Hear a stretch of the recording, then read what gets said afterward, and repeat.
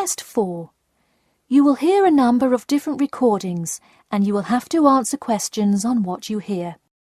There will be time for you to read the instructions and questions and you will have a chance to check your work. All the recordings will be played once only. The test is in 4 sections. At the end of the test, you will be given 10 minutes to transfer your answers to an answer sheet. Now turn to Section 1. Section 1. You will hear a conversation between Peter and Jim talking about some details for their shared accommodation. First, you have some time to look at questions 1 to 4.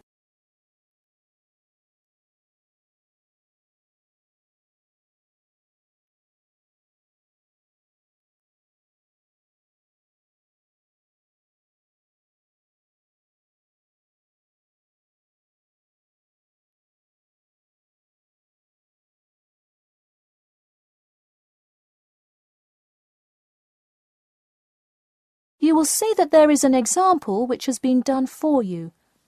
On this occasion only, the conversation relating to this will be played first.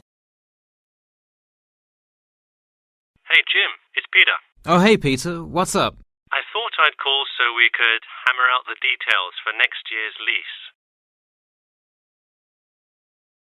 Peter says that he wants to hammer out the details for next year's lease with Jim. So, lease has been written in the space. Now we shall begin. You should answer the questions as you listen, because you will not hear the recording a second time. Listen carefully and answer questions 1 to 4. Hey Jim, it's Peter. Oh hey Peter, what's up? I thought I'd call so we could hammer out the details for next year's lease. That's a good idea. Did we ever decide on how to split the total rent? Well, I was thinking, since my room is bigger, I probably should pay a little more. So I could pay £110 and you could pay £80. Does that sound okay? Considering that my old apartment cost me £100 for a smaller room, I'm definitely all right with that. Hey, I was looking at a map of the area and can't seem to find a bus stop near it. Do you know where we would catch the bus? Well, the bus is actually pretty far from us, but we have that garage that we can park our cars in. Wow, that's great. Convenient parking is hard to find, so we're lucky we have that. Okay, so we have a whole lot of things we'll need to buy when we move in. How do you want to split that up? I was wondering, do you still work at the supermarket? Yep, every Tuesday and Saturday. Would you be able to buy things from there if I sent you a shopping list? Sure, I can do that. Great. Then I can take care of whatever else we need that you wouldn't get at a supermarket. If you want, I'll pick you up from work that day and we can go to the apartment together. Oh, that would be great, thanks. No problem. That way we can split the cost of petrol. Works for me. It's so expensive these days, isn't it? It's downright obscene. Before you hear the rest of the conversation, you have some time to look at questions 5 to 10.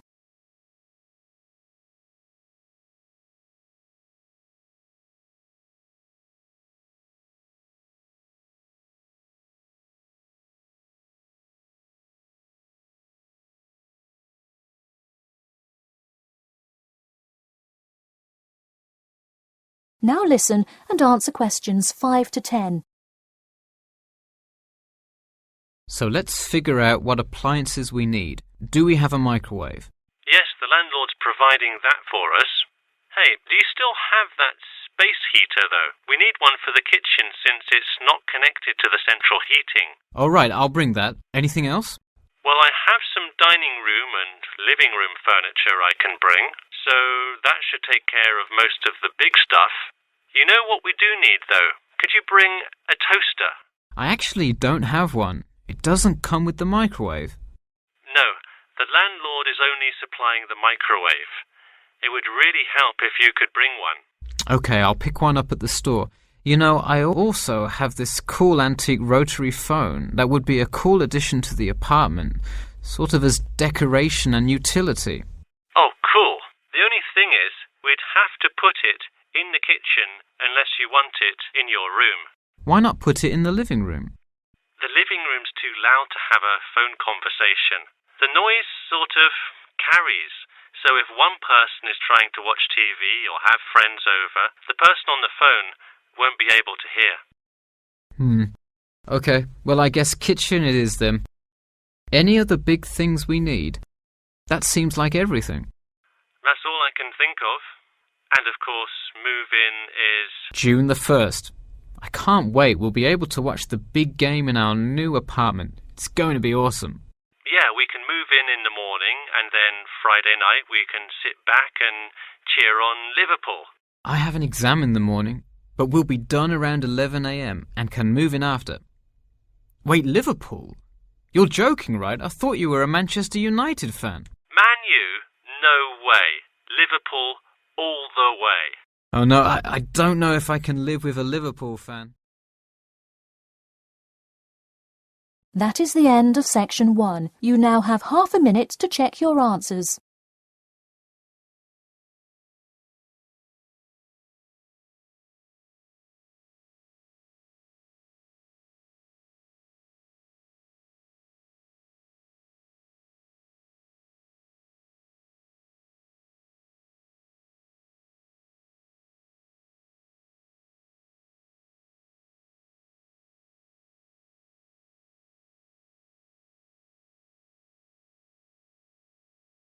Now turn to section 2.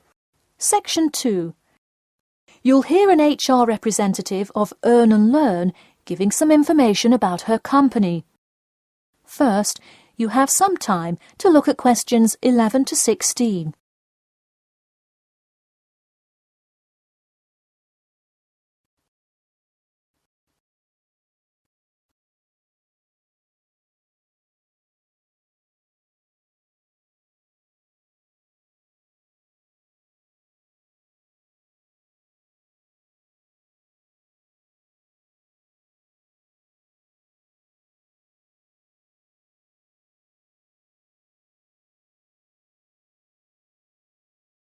Now listen carefully and answer questions 11 to 16.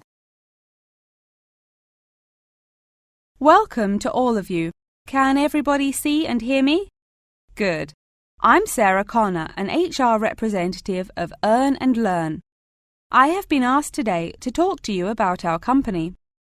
So, for those of you who don't know very much about the company, let me start by giving you some basic information about it. Earn and Learn started nearly 20 years ago. It is not a charity but a for-profit company that enables promising entrepreneurs to make money while travelling. During the past 10 years, it has grown rapidly and has gained great influence in most countries of the world. We have a partnership with the school and take a large number of recent graduates from the business school. So, if you are a recent graduate, I'd say you can consider applying to our company. Before your application, you might be curious about what sort of places you could go to. There are 4 main locations, but you also have the freedom to submit a different location, and if they can make the necessary arrangements, you can go. The first country Earn and Learn established locations was the US, where you may choose from multiple locations, as long as you can commit to their more rigid schedule of August to December. Also, you could do the Australia internship. That one is really cool.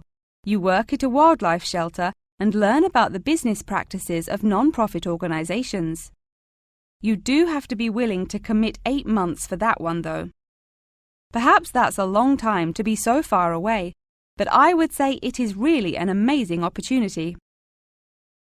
I don't know whether some of you are in decent physical shape. If so, the South Africa internship is another exciting one. You learn a lot about sustainable farming, but you would be doing some of the manual labour involved in maintaining a farm. Indeed, it's hard work, but I think you would definitely be able to do it. It may be wise to wait until after their summer is over, so it's not so terribly hot. In addition, there is a most recently established location in India. This one gives you more of a study abroad feel, given that they arrange a host family for you to stay with. In the other locations, you live in an apartment with other interns, so this is definitely a unique experience. Before you hear the rest of the talk, you have some time to look at questions 17 to 20.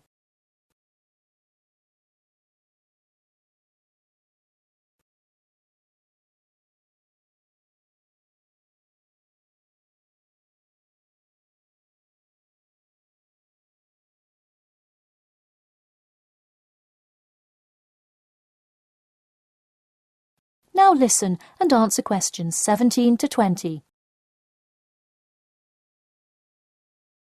Regardless of where you go, at the end of the program you get a global travelling certificate, as long as you can explain your experience. You can provide a written log of what you did. I recommend writing journal or blog entries about what you do every day, or a weekly summary of each day. Of course, you don't have to write up a formal report or anything like that, and you need to apply for it once you have returned. Some students may want to know whether this is a paid internship. Actually, you have to pay for the flight there yourself. But you have the opportunity to create your own small business, which could earn you money if it's successful. So basically, you pay for it all up front, but when you're there, you can find ways to make money. That is to say, you pay for 2/3 of the cost up front as a deposit, and then give the final instalment 1 month prior to your return. Finally, I have to remind you that you need a health check before you go, to make sure you're not going to spread any communicable diseases. In addition, before you go, you don't have to attend any meetings or workshops. You'll meet everyone you'll be working with once you get there. Okay. Well, that's all I've time for today. Thanks for listening, and I'm happy to take any questions if you have them. That is the end of section 2. You now have half a minute to check your answers.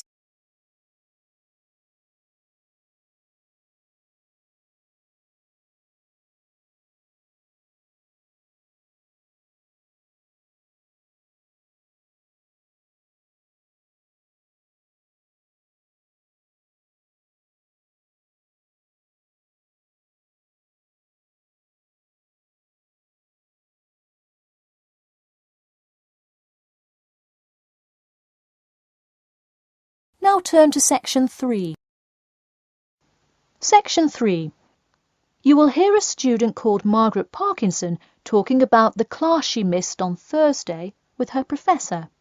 First, you have some time to look at questions 21 to 26.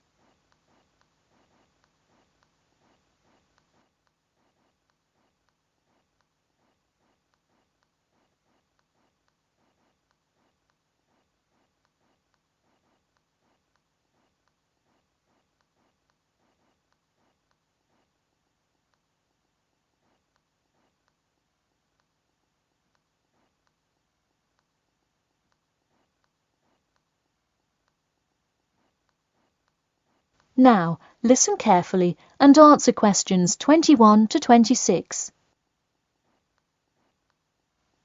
Hi, Professor Timmons, do you have a few minutes? I was hoping to talk about what I missed on Thursday. Hello, come in. Sure, sit down. Could you tell me your name, please? Margaret, sir. Margaret Parkinson. I apologise for missing your class, but I had to go to the hospital. I'm sorry to hear that. Everything is okay now, though, I hope? Yes, thanks. Glad to hear it. So on Thursday, I outlined the research project that will account for 30% of your grade. All students will be divided into groups and will give a well-researched presentation to the class covering a specific topic relevant to student life. Oh, that sounds interesting. Can we choose just any topic that pertains to life as a student, like how to start your own student organisation? Well, though I'm sure that would be an informative presentation, I've already chosen a list of topics which I will assign. As an example, I assigned one group the topic of student loans. They're to research not just the prevalence of students who have loans to pay for their tuition, but information as to how best to manage these loans and possible scholarships that could alleviate some of the financial burden. That one sounds particularly interesting to me. Could I request that topic? I could easily find out a lot about it by stopping by the finance office on my way to class. Unfortunately, that one's already taken by another group. I have, however, assigned you to a group and given you all one of two choices. Oh, I see. What are the choices? The first is discussing smoking, trends in the number of student smokers compared with the general population, popular reasons students take up smoking, and more healthy alternatives to smoking. That one could be interesting. I'm not a smoker myself, but we'll see what my group thinks. If we did choose this topic, we would rather not put our fellow students on the spot to interview them. Where else could we gather information? How about where the cigarettes are sold? Oh, that's a great idea. I could interview the manager of a supermarket and find out the average age of people buying cigarettes, or how much they buy, that sort of thing. Precisely.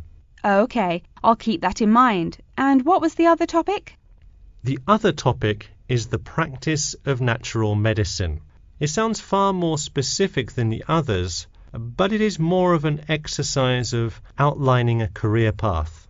If your group chooses this, you would cover the specifics of becoming a doctor of natural medicine, how to become licensed to practice natural medicine, what the career outlook is, etc. You could find much of the information you need on this in the careers office.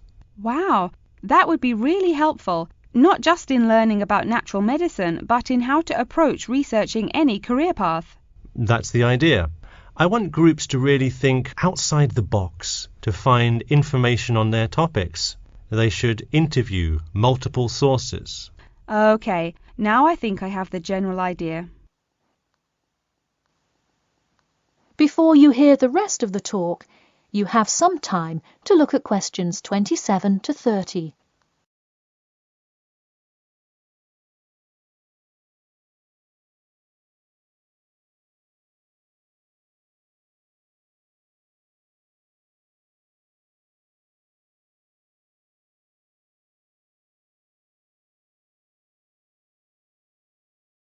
Now listen carefully and answer questions 27 to 30. When is the presentation due? I expect each group to send me an email attachment of the plan ahead of time by October 10th, so that I can ensure that you are on the right track. Oh, that's actually really reassuring. I would hate to spend so much time on a presentation only to find we had taken it in the wrong direction. So when is the presentation?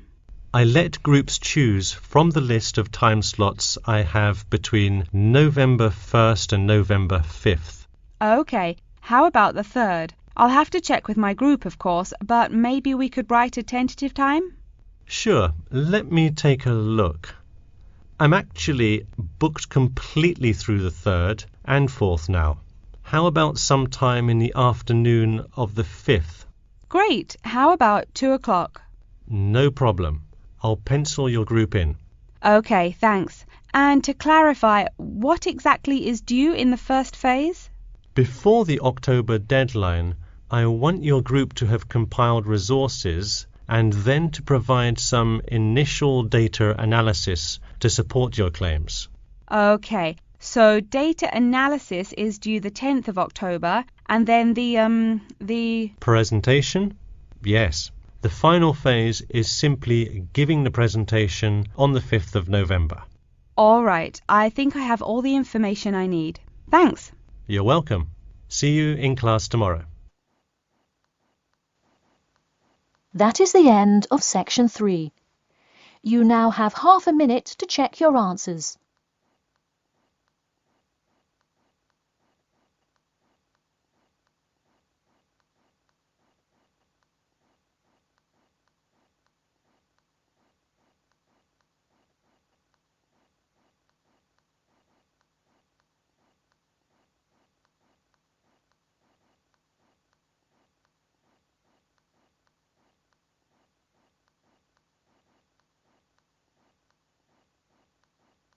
Now turn to Section 4.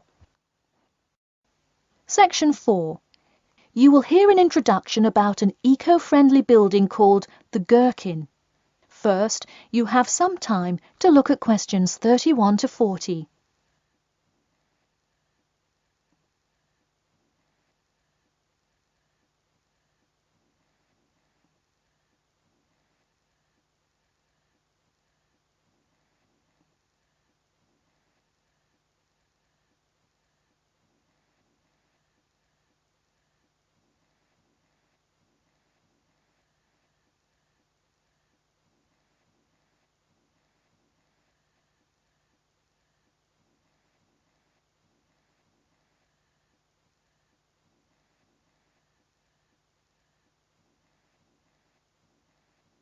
Now, listen carefully and answer questions 31 to 40. Today, I'd like to tell you about how UK architects are playing their part to address the issue of global warming. You have seen many of these iconic buildings while going about your everyday life, but you may not know how they are affecting your tomorrow. In 2003, construction was completed on the famous Swiss rebuilding, or more informally called the Gherkin, a true masterpiece commissioned by the law offices of Foster and Partners. This is not the first ambitious endeavour of the firm. They are renowned for their various philanthropic environmental efforts. The Gherkin, with its cutting-edge green initiative and sharp design, is gaining recognition as an icon in modern architecture. You can pick it out of the London skyline by its unorthodox cigar shape. While its appearance is the obvious attribute at which to marvel, there is far more to this building than meets the eye. And let's face it, there's a lot about this building that meets the eye. The building helps reduce the city's carbon footprint in a number of ways.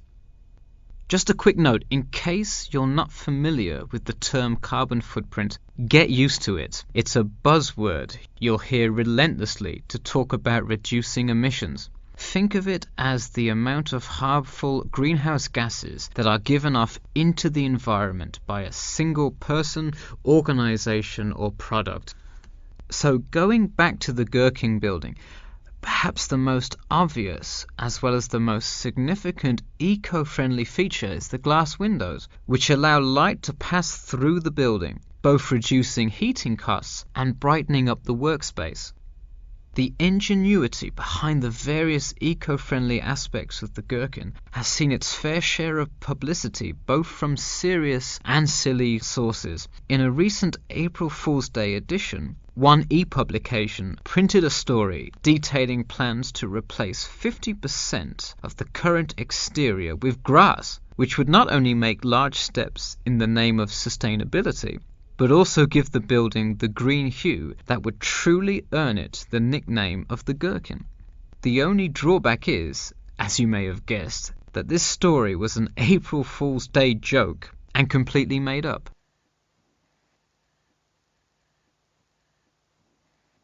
In all seriousness, though, the building is setting a new standard of design that other architects and city planners just cannot ignore. The building's bold and cost-efficient design has won a number of architecture awards, including the Stirling Prize, the London Region Award, and the Empress Skyscraper Award, among others. The design comfortably accommodates a large number of offices, while keeping maintenance and operation costs down, striking a superb balance between nature and the workplace. Nature is well and good, as long as the weather is nice outside. Given London's notoriously bad weather, the architects knew they must devise a quality temperature regulation system, and that they did. A special system designed to reduce the building's reliance on air conditioning was devised that cuts consumption in half compared to standard office buildings. There are atria that link each floor vertically to one another, forming spiraling spaces up the entire building. They serve not just as social common spaces, but also act as the building's lungs, distributing clean air from the opening panels in the facade through the entire building. The building isn't all business though. It has its fair share of fun as well.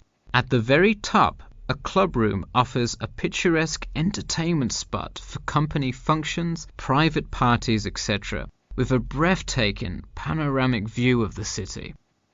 The creation of such an innovative structure has many wondering what the future of urban planning and architecture may be.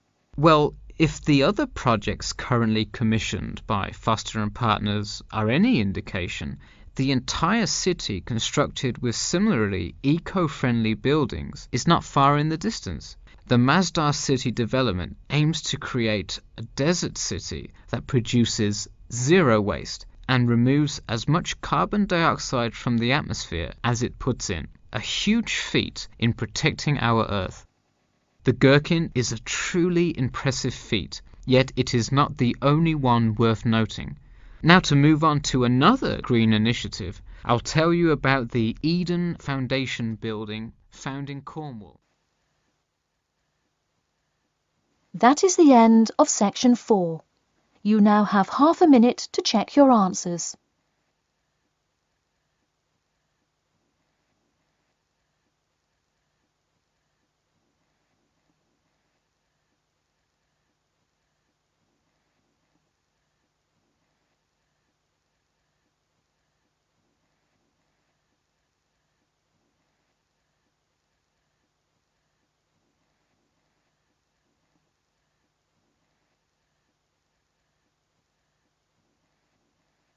That is the end of the listening test.